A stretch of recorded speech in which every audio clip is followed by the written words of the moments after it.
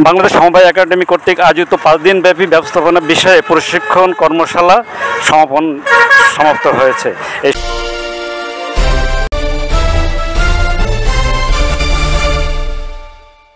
সমাপনী অনুষ্ঠানটি হয় ব্যাপক জাঁকজমকপূর্ণ অনুষ্ঠান। বৃষ্টিভেজা এই দিনে সমাপনী অনুষ্ঠানে সমবায়ীদের মধ্য থেকে সার্টিফিকেট এবং উপসামগ্রী বিতরণ করা হয়। সমাপনী দিনে বক্তব্য রাখেন বাংলাদেশ সমবায় একাডেমির কর্মকর্তারা ছাড়াও সমবায়ীরা। এই সময় সমবায়ীদের কর্মসংস্থানমূলক বা স্বাবলম্বীমূলক বা উদ্যোক্তামূলক সমবায় গড়ে তোলার আহ্বান জানানো হয়। আমরা দেখাবো সমবায়ী এই প্রশিক্ষণমূলক কর্মশালার সমাপনী দিনের কিছু চিত্র। আমি এই সমবায় দিয়ে আমার কর্মজীবনটা আমি শুরু করেছি এবং আমি চাই যে আমার জীবনটা সমবায়ের মাধ্যমে পরিচালিত হোক। তবে আমাদের এখানে অনেক প্রতিবন্ধক উনি যেভাবে আমাদেরকে মানে একটা জমা খরচের হিসাবটা হাতে নামকে দেখাইছে, কিন্তু আমাদের সে যে শিক্ষা সফরের কারণে আমরা বাকি ক্লাস টাকা ওনার থেকে নিতে পারিনি। তো আমি বলবো আমার না শিক্ষা পর্যন্ত, কারণ আমি যদি শিখে যাই আমার সমিতি সুন্দরভাবে চলবে, তাহলে শিক্ষা না হওয়া পর্যন্ত আমি এই সমবায় ব্যবস্থাপনার যদি ট্রেনিং এসে আমি শিক্ষা গ্রহণ করবো। আমাকে আগে পরিপক্ত হতে হবে। আমি সবার উদ্দেশ্যে বলছি, আমরা আমাদের যে মহৎ উদ্দেশ্যগুলি নিয়ে এখানে আসছি, আমরা এই 5 দিন ব্যাপী যা শিখছি তাই সুন্দরভাবে আমরা আমাদের সমিতিতে প্রয়োগ করব। আমরা দেশের জন্য, জনগণের জন্য, দেশের আমাদের নিজের অঞ্চলের মানুষের জন্য কাজ করব, এই বলে আমি আমার বক্তব্য শেষ করছি।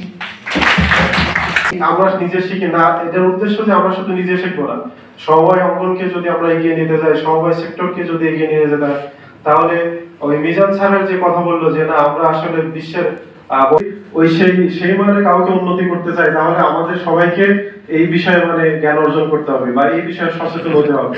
আর যেহেতু উনি বললো যে আমরা শুধু নিজেরা শিখলে হবে না, আমাদের আশেপাশে আমার নিজের সমিতিকে শুরু করে পাশের যারা দুর্বল সমিতি আছে তাদের মধ্যেও জ্ঞানটা ছড়িয়ে দিব। এটাই আশা রাখবো যেন আপনারা যেহেতু মোটামুটি অন্য দেশে অনেক ভালো কোয়ালিটি বিশেষ করে আপনারা করছেন, যেহেতু আপনারা নিজেরাও প্রশিক্ষকের দায়িত্ব পালন করতে পারেন, সেই হিসাবে আপনার সমিতি থেকে শুরু করে বা আশেপাশের সমিতি আপনারা নিজ উদ্যোগে, হয়তো আপনারা অনারিয়াম না পাইলেও নিজ উদ্যোগে যেন এই কাজটা চালাই যেতে পারে। অর্থাৎ এই সমবায়ের যে জ্ঞানটা, অর্থাৎ আমাদের যে আইন থেকে শুরু করে বা কিভাবে চালাবো, কিভাবে এজিএম করব, বা যে বিষয়গুলো আছে কিভাবে বাজেট করব, কিভাবে নিরীক্ষার বিষয় কাজগুলো করব, এই যে মূল যে কাজগুলো আছে এই কাজগুলো আপনি যদি একটু সহযোগিতা করেন তাহলে নিজেদের শিখবেন। আর এইটা শিখলে তাহলে প্রতিষ্ঠানটা ভালো চলবে। তো ওখানে এই সমিতির যে সেক্রেটারি, কি নাম ছিল সেক্রেটারি? জহির, নাম ভুলে গেছিলাম। তো জহির, তো উনি যে চমৎকার ভাবে ওনার সমিতির কার্যক্রম তুলে ধরছে, প্রায় 1 ঘন্টার মতো উনি মানে ব্রিফিং দিচ্ছেন না, এবং সমিতির প্রত্যেকটা কাজ পুঙ্খানুপুঙ্খ তুলে ধরছে, এবং সমিতিটাও খুব চমৎকার। মানে ওনার এই সেক্রেটারি যে তার নেতৃত্বে সমিতিটা এত তুলে আসছে। আর যে একটা সমিতির যারা নেতৃত্বে আছেন, ব্যবস্থাপনার দায়িত্বে আছেন, আপনাদের সদিচ্ছার উপরে নির্ভর করবে যে আপনি এই সেশন থেকে যা শিখলেন সেটা আদৌ আপনি বাস্তবায়ন করবেন কিনা বা সমিতিতে কাজে লাগবে কিনা। সুতরাং যদি আমাদের এই প্রশিক্ষণটা আপনাদের সেই ইতিবাচক মানসিকতা তৈরি করতে পারে। আমার অফিসার যারা এই কামে জড়িত ছিল ওদের একটারও ছেলেমেয়ে মানুষ না, আমি লিখিত বলে দিতে পারি, কারণ এই সাধারণ সদস্যদেরকে ঠকাইছে। সমিতি করাই হয়েছে সাধারণ সদস্যের স্বার্থে। আপনাদের প্রত্যেকের সমিতির 1 নম্বর উদ্দেশ্য দেখেন, প্রত্যেক সমিতি 1 নম্বর উদ্দেশ্য সাধারণ সদস্যদের আর্থসামাজিক অবস্থার উন্নয়ন ঘটানো।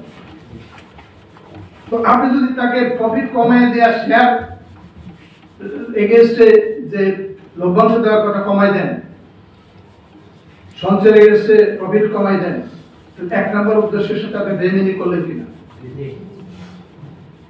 এই সমিতি কখনো উঠবে না যদি সারা বাংলাদেশের বাজেটে পুরো টাকা ওই সমিতি দেয়, এই সমিতি উঠবে না। কারণ স্বচ্ছতা নাই, জবাবদিহিতা নাই, ইমানতদারি নাই, আমানতদারি নাই। এই সমিতি কখনোই উঠবে না। আমেরিকার সমস্ত সম্পদ দিলে উঠবে না।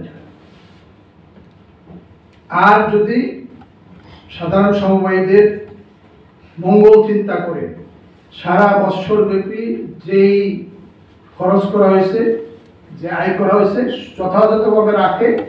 আমি চ্যালেঞ্জ দিয়ে বলছি, যে সমিতিতে হটকারিতা থাকবে না, ভুয়া ভাউচার থাকবে না, ওই সমিতি সফল হবে হবে হবে